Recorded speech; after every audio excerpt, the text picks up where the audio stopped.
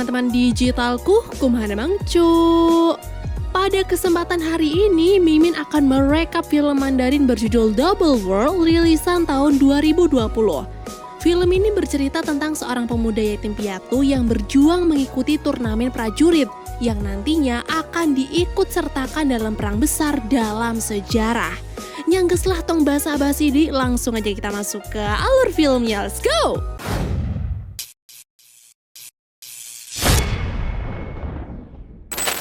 Jadi dulu daratan Cina terbagi menjadi dua kerajaan, yaitu Zhou Selatan dan Yan Utara. Selama bertahun-tahun mereka terjebak dalam konflik yang sengit dan membuat wilayah perbatasan dilanda kemiskinan gara-gara konflik tersebut. Pada suatu ketika, perang sempat berhenti karena kedua belah pihak sepakat untuk damai. Tapi sayangnya hal itu hanya bertahan selama 10 tahun saat Raja baru Yan Utara naik tahta. Mereka mengincar kerajaan selatan dengan berbagai cara, dan salah satunya adalah pura-pura mengirim hadiah kepada Raja baru Zhou Selatan yang baru naik tahta. Ketika dilihat hadiah itu nampak biasa-biasa saja, tapi ternyata benda tersebut adalah pasir api yang hampir saja membunuh Raja Selatan. Untungnya para pengawal sigap melindungi Raja, dan dibantu dengan hewan buas kerajaan, dua pembunuh bayaran itu pun berhasil mereka kalahkan. Dari kejadian itu, guru besar Guan sekaligus penasihat pribadi Raja berkata, kalau mungkin sebentar lagi perang besar akan kembali terjadi. Maka dari itu, mereka harus mengadakan turnamen dan mencari panglima perang yang baru agar perang besar nanti mereka bisa memenangkannya. Setelah mendapatkan persetujuan dari Raja, Guan pun langsung menyebarkan pesannya melalui para burung elang yang nantinya akan diterima oleh para kesatria di seluruh wilayah kerajaan selatan. Xin kemudian pindah ke salah satu wilayah kerajaan selatan. Wilayah itu bernama Klan King Yuan, di mana ada salah satu penduduknya yaitu Yilong yang gemar sekali membuat onar. Ketika orang-orang berusaha menangkap Yilong dan akan memberinya pelajaran, burung elang itu datang dan memberikan pesan dari Guan kepada ketua klan. Di saat itu juga, ketua klan pun mengumumkan pesan tersebut, di mana isinya adalah Raja Zhou Selatan akan mengadakan turnamen bela diri untuk mencari panglima perang yang baru.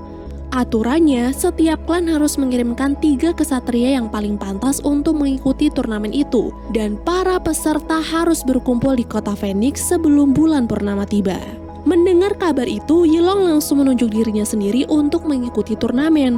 Walaupun diremehkan, tapi Yilong yakin kalau dia pasti bisa membanggakan klannya. Melihat semangat Yilong, ketua klan setuju. Lalu kesatria kedua dipilihlah Chang Qiu yang notabene adalah ketua keamanan. Dan yang terakhir ada Chu Hyun, pria pendiam mantan tentara kerajaan yang diasingkan karena membelot. Sebelum pergi mengikuti turnamen, Yilong menyempatkan dirinya untuk ziarah ke makam sang ibu. Ketua klan sempat berkata kalau dulu sang ibu menitipkan Yilong kepada ketua klan, tapi sayangnya dia tidak sempat memberitahu siapa ayah dari Yilong. Jadi selain untuk membanggakan nama klan, alasan Yilong mengikuti turnamen ini adalah untuk mencari asal-usulnya sendiri. Kalau Yilong membawa sisir peninggalan sang ibu sebagai penyemangat, Hyun dibekali tombak patah milik mendiang kakaknya Hyun yang telah gugur di medan perang. Dan dengan tombak itu, ketua klan berharap Hyun bisa memiliki semangat perang yang sama seperti kakaknya dulu. Untuk menuju ke kota Phoenix alias ibu kota kerajaan Zhou Selatan, rute pertama yang harus ditempuh adalah melewati gurun pasir Chenjiao. Pada perjalanan ini, Chang berkata kalau konon katanya ada hutan mistik di kota Phoenix. Hutan yang bisa memberitahu kita semua kejadian di masa lalu. Dan mungkin kalau mereka berhasil menemukan hutan itu, Yilong bisa mencari tahu asal-usulnya. Tapi baru saja Chang mengatakan hal itu, tiba-tiba di sini terjadilah pertarungan sengit antara Hyun, Yilong, dan kalajengking raksasa. Dan beruntungnya Hyun mampu mengalahkan kalajengking itu walaupun Chang gagal diselamatkan. Di malam harinya ketika mereka sedang beristirahat, Yilong bertanya-tanya, kenapa Hyun mau ikut berjuang membanggakan klan King Yuan padahal dari dulu orang-orang tidak ada yang menghormatinya dan selalu menyebut Hyun sebagai pembelot. Hyun pun akhirnya menjawab bahwa ia ikut turnamen itu bukan demi klan King Yuan, tapi demi melakukan balas dendam. Jadi dulu ketika dirinya masih menjadi tentara perang di mana sang kakak adalah panglima perangnya, guru besar Guan melakukan pengkhianatan. Ketika Hyun dan pasukannya sudah terpojok, Guan tidak mengirimkan bala bantuan karena terlalu takut kepada pasukan kerajaan Yan Utara. Alhasil pada perang itu sang kakak pun tewas, sedangkan Hyun selamat dan tiba-tiba dicap sebagai pembelot oleh Guan. Pada keesokan harinya, perjalanan pun kembali dilanjutkan. Di tengah jalan mereka melihat seorang wanita sedang dikejar oleh beberapa pria dari klan Kadal karena dia telah mencuri totem dari mereka. Tidak punya urusan dengan hal itu, Hyun mengajak Yilong untuk pergi saja. Tapi tiba-tiba sebuah badai pasir datang dan memaksa mereka untuk berlindung sejenak. Badai pasir yang cukup dahsyat itu menyeret wanita pencuri tadi hingga dia menghilang dari pandangan. Salah satu pria dari klan Kadal juga hampir terhempas, tapi untungnya Yilong langsung menolongnya dan berhasil bertahan sampai badai itu berhenti. Setelah selamat dari badai pasir, ketua klan Kadal pun memberikan satu kudanya untuk Yilong dan Hyun sebagai tanda terima kasih mereka. Dan kini perjalanan menuju kota Phoenix pun terasa lebih mudah. Singkat cerita, sampailah mereka di kota Phoenix. Dan sebagai peringatan agar para peserta tidak bermacam-macam, Kerajaan Selatan sengaja menggantung dua pembunuh bayaran itu di pintu masuk. Di dalam pos peserta, Yilong sempat basa-basi nih dengan orang-orang menanyakan keberadaan hutan mistik. Tapi mereka memiliki jawaban yang sama, di mana hutan mistik itu hanyalah dongeng semata. Beberapa saat kemudian, wanita pencuri bernama Jinggang itu datang sebagai peserta turnamen. Klan Kadal yang menyadari itu pun langsung menghampiri Jinggang hingga pertarungan tidak bisa dihindarkan. Ternyata kemampuan Jinggang tidak bisa diragukan nih. Walaupun sendirian, tapi dia berhasil menghindari segala serangan hingga seseorang diam-diam mengambil totem yang ia curi dan diserahkannya langsung kepada klan Kadal. Di waktu yang sama, guru besar Guan bersama pasukannya datang menyambut peserta turnamen. Semua orang pun sontak menunduk untuk memberikan rasa hormat. Awalnya hanya Hyun yang berdiri menantang dan berniat membalaskan dendamnya. Tapi karena waktunya belum tepat, Yilong langsung menarik kaki Hyun dan menyuruhnya untuk bersabar. Esok paginya, Hyun dan Yilong berencana mencari satu peserta lagi untuk melengkapi klan mereka. Karena dalam peraturannya, setiap klan harus mengirimkan 3 ksatria. Sebelum pergi, mereka sempat mampir di sebuah lelang budak. Di sana mereka hanya ingin melihat-lihat. Tapi gara-gara kejailan yang dilakukan oleh Jinggang, Hyun pun mengangkat tangannya dan itu membuat dia terpaksa harus membeli salah satu budak. Budak yang tidak sengaja Hyun bebaskan ini bernama Binu. Dan anehnya, Binu terdiam ketika melihat tombak patah milik Hyun. Seakan-akan dia itu mengingat sesuatu tapi sulit untuk mengatakannya. Beberapa saat kemudian, Jinggang datang menghampiri mereka untuk meminta maaf. Selain itu, karena Hyun dan Yilong sedang mencari satu anggota baru, Jinggang pun mengajukan dirinya untuk bergabung. Awalnya memang ditolak, Cuk. Tapi setelah Jinggang menunjukkan keahliannya, Hyun pun akhirnya setuju. Di malam harinya, Hyun terbangun dari tidurnya karena mendengar suara langkah kaki. Saat disergap, ternyata yang datang adalah Binu yang berniat membunuh Hyun untuk balas dendam. Alasannya adalah karena dulu pemilik tombak patah itulah yang telah membunuh sang ayah. Dan Binu yang masih kecil pun hanya berusaha untuk mengingatnya sampai hari ini dia melihat tombak itu lagi. Setelah mendengar itu, Hyun bisa saja membunuh Binu. Tapi dia malah menawarkan diri untuk menebus dosa kakaknya itu, tapi nanti setelah Hyun berhasil membunuh guru besar Guan. Esok harinya, turnamen itu pun akhirnya dimulai. Pada tantangan pertama, setiap klan akan bertarung di atas jaring rantai dengan keadaan terikat satu sama lain. Di sini mereka boleh menggunakan senjata apapun untuk menghabisi lawan sambil menghindari rintangan yang ada. Pada tantangan pertama itu banyak sekali peserta yang gugur karena tidak sanggup menyeimbangkan tubuh. Tapi berkat kerjasama dan kemampuan yang dimiliki, klan Sizuan berhasil menduduki posisi pertama untuk menang, disusul oleh klan King Yuan di mana Yilong masih sempat-sempatnya menolong peserta lain yang hampir terjatuh. Dan pemenang terakhir yaitu klan Falcon yang mana si ketua harus mengorbankan kaki anggotanya sendiri agar tidak kalah. Untuk para peserta yang kalah dianggap pecundang oleh Guan, maka dari itu mereka harus mendapatkan hukumannya. Sedangkan bagi mereka yang menang akan diberi hadiah langsung oleh guru besar Guan. Saat berhadap-hadapan dengan pria itu, Hyun sudah tidak sabar untuk membunuhnya. Tapi lagi-lagi karena waktunya belum tepat, Yilong kembali menahannya dan membuat Binu yang sudah siap membidik perlahan menurunkan panahnya kembali. Usai memenangkan tantangan tahap pertama, Yilong dan kawan-kawan rehat sejenak untuk makan. Hyun juga memberikan sedikit makanannya untuk Binu karena dia terlihat sangat kelaparan. Tapi baru saja Binu makan, tiba-tiba berhasil selamat dari serangan itu. Hyun yakin kalau dalangnya adalah Guan yang ingin membunuhnya dengan menyuruh klan lain. Kenapa gitu? Ya karena Guan ini udah tahu kalau Hyun adalah adik dari panglima perang sebelumnya. Tidak mau membuang-buang waktu, Hyun berniat membunuh Guan malam itu juga, tapi kembali dicegah oleh Yilong dan Jinggang. Mereka bilang mereka itu harus menang dulu, dan jika Hyun berhasil menjadi panglima perang yang baru, maka kesempatannya untuk membunuh Guan akan jauh lebih mudah. Mengetahui kalau Hyun bukanlah pemilik dari tombak itu, Binu tiba-tiba kehilangan gairahnya untuk membunuh. Dia malah pergi untuk membebaskan para budak dan mengistirahatkan tubuhnya di dalam kurungan. Di hari berikutnya, turnamen tahap kedua pun dimulai. Pada tahap ini, para peserta harus mencuri telur dari sang Raja Buas, seekor monster mirip ular yang dibiarkan oleh kerajaan Zhou Selatan yang dulu digunakan sebagai senjata perang. Pada proses mencari telur Raja Buas, Jingga tertarik oleh bunga yang indah, tanpa tahu kalau bunga itu menyemburkan serbuk beracun. Untunglah Hyun segera menolongnya, tapi yang terjadi justru dialah yang terkena racun tersebut. Sebagai orang yang berpengalaman, Hyun bilang kalau racun ini ada penawarnya, yaitu sebuah lumut berwarna jingga yang tumbuh di tempat yang gelap. Maka dari itu, sebelum terlambat, Jingga dan Yilong pun pergi untuk mencarinya. Di sisi yang lain, klan Sizuan terjebak pada akar merambat pemakan manusia.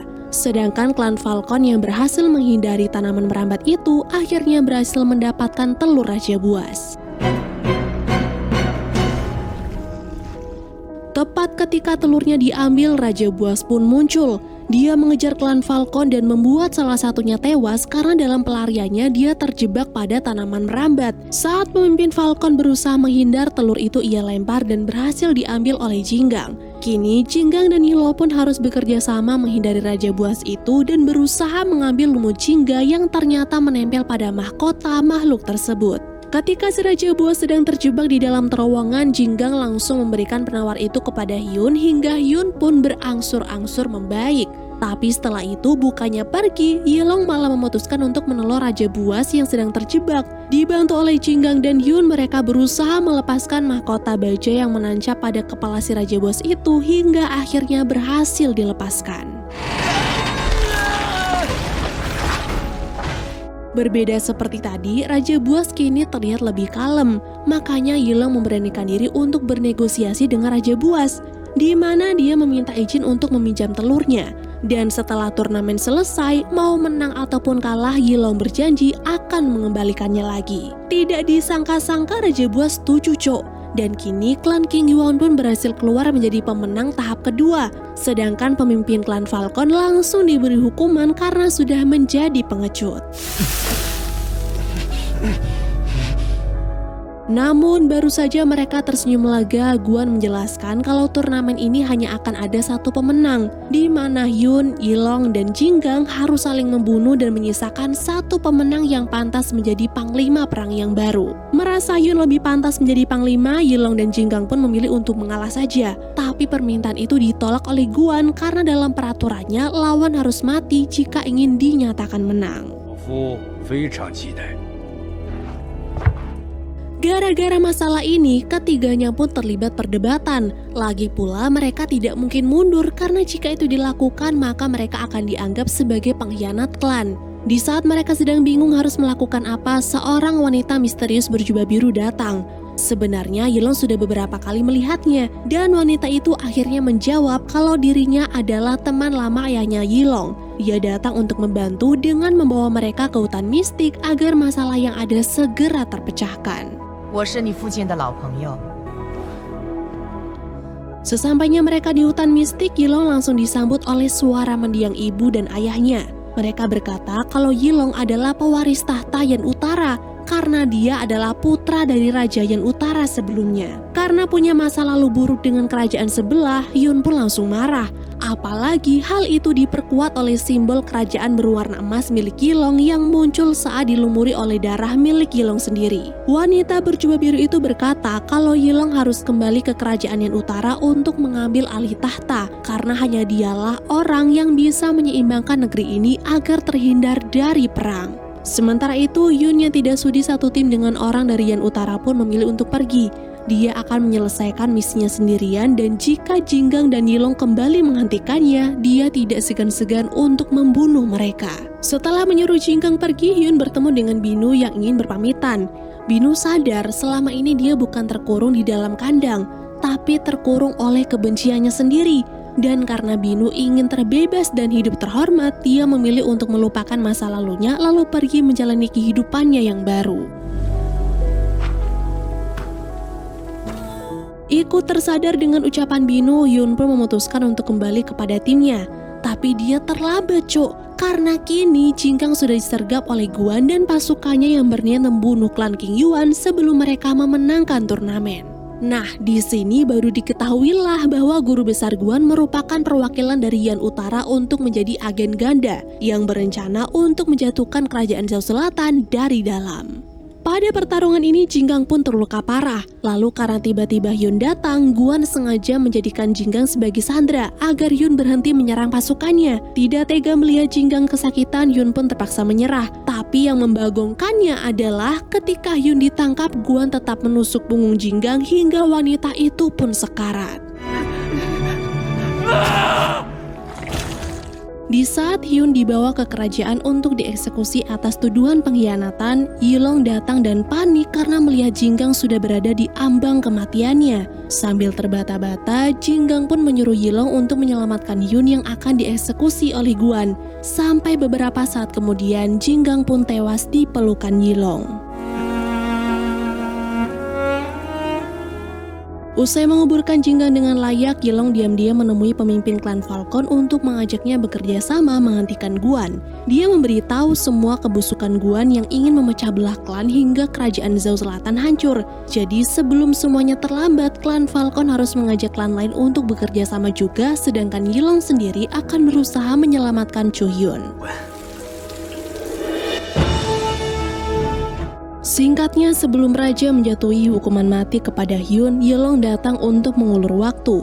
Dia sengaja meminta izin raja untuk mengajak Hyun bertarung, karena sesuai peraturan yang ada, seseorang akan dianggap menang bila berhasil membunuh lawannya. Awalnya Guan membantah, tapi karena tidak ingin disebut sebagai orang yang menjilat ludahnya sendiri, dia pun terpaksa membiarkan Yilong bertarung dengan Chu Hyun. Pada pertarungan ini, Yun terlihat pasrah dengan kematiannya. Tapi karena Yilong diam-diam terus memancingnya, semangat tarung Yun pun kembali lagi dan membuat Guan langsung memberi aba-aba kepada pasukannya untuk melakukan pemberontakan. Di tengah kekacauan yang sedang terjadi, Guan berpura-pura membawa raja ke tempat yang aman, yang mana tempat itu sengaja ia siapkan untuk membunuh raja. Pada pertarungannya, Yilong berhadapan dengan penasihat pribadi Guan yaitu Wu Yang, dan di sini Yilong sempat terpojok. Tapi ketika Wu Yang tidak sengaja melihat totem emasnya, dia pun terdiam sejenak sampai Yilong punya kesempatan untuk membunuhnya. Bahkan sebelum mati, Wu Yang sempat meminta maaf kepada Yilong karena sudah menyerang pewaris tahta kerajaannya sendiri. Di sisi yang lain, Yun berusaha melawan anjing buas milik Guan. Dia juga dibantu oleh Binu, tapi karena kekuatan anjing itu sangat luar biasa, Binu pun harus tewas mengenaskan, sampai akhirnya klan lain datang untuk membunuh makhluk tersebut. Di saat pertarungan semakin memanas, Guan menumpahkan minyak ke seluruh tempat itu dan akan membakarnya. Melihat Guan akan kabur, Yilong pun berusaha untuk menghentikannya. Sedangkan ketua klan Falcon dan Hyun berusaha menobrak pintu dan menyelamatkan raja dari kebakaran, walaupun akhirnya ketua Falcon harus tewas karena ledakan besar tiba-tiba terjadi. Setelah raja aman, Hyun menghampiri Gwan yang sudah dilempar oleh Yilong ke tengah arena. Bersama dengan dendam kesumatnya, Hyun pun langsung menyerang guru besar Gwan dengan brutal hingga akhirnya pria itu pun berhasil dikalahkan. Setelah semua kekacauan ini berakhir, raja memberikan penghargaan kepada Hyun dan Yilong, serta langsung menobatkan Hyun sebagai panglima perangnya yang baru. Merasa terhormat dengan jabatan barunya, Hyun langsung berterima kasih. Dia juga tidak lupa meminta raja untuk memberikan gelar Anumerta kepada Jinggang karena wanita itu sudah mengabdi dengan loyalitas total kepada kerajaan. Setelah mengembalikan telur kepada Raja Buah sesuai janjinya, Yilong dan Hyun mampir ke makam Jinggang sebelum mereka berpisah. Mulai dari sini, mereka akan memulai kehidupan masing-masing. Hyun akan mengabdi kepada kerajaan selatan dan membawa semangat juang sang kakak, sedangkan Yilong akan pergi ke Yan Utara dan mengemban tugas barunya sebagai pewaris tahta kerajaan. Lalu film pun berakhir.